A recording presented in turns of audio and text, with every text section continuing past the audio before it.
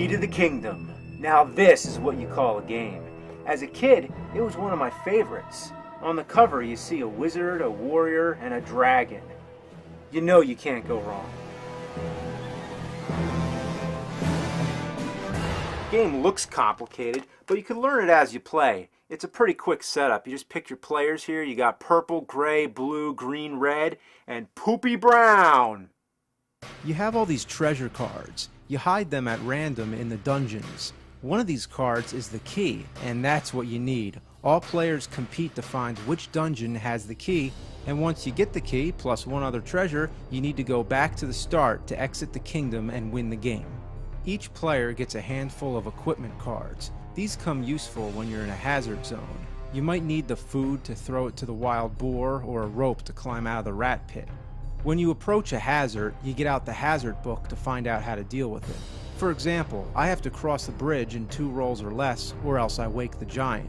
When you get to the dungeon, you fight a monster. This is where it gets really fun. You draw a random monster card. Some of these are totally insane, like the insectoid witch, the alien stalker, the demonic dwarf, the gargantuan cockroach, and the flying werewolf. Each monster has its own rules. For example, to beat the putrid poltergeist, you need a grappling hook and you have to guess if the total sum of 3 rolls will be higher or lower than 13. Yeah, let's battle some monsters with our crazy mathematics.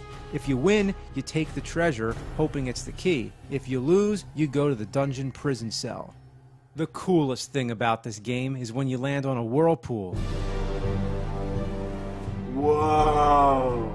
The world is expanding before our very eyes. That's right, the game gets bigger. I always enjoyed not telling my friends about this part until it happened. Many drinks were spilled and many bowls of potato chips were knocked over. Oh, and what happens if you get trapped in the folding of the board? Well, you have 3 rolls to get out, or else you die.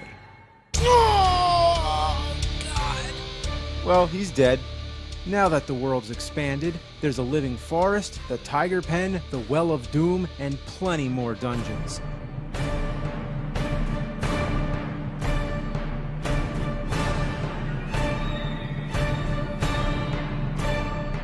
There's a bridge that you have to build, and there's always a dangerous spot where if you fall off, you have to go down a separate course.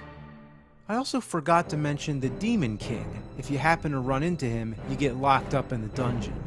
Every time you move your character, the Demon King transports to that number, so you never know where he's going to show up.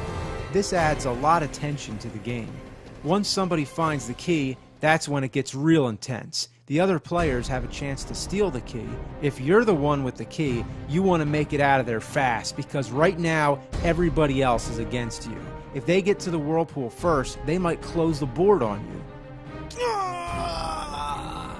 One of your friends might actually wait by the exit, and as soon as you come near, they'll jump on the whirlpool and fold the game back out again.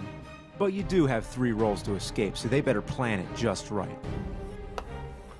Yep, everybody's an asshole when it comes to Key to the Kingdom. If you can manage to find this game, get some friends together and give it a go. It's one of the greats.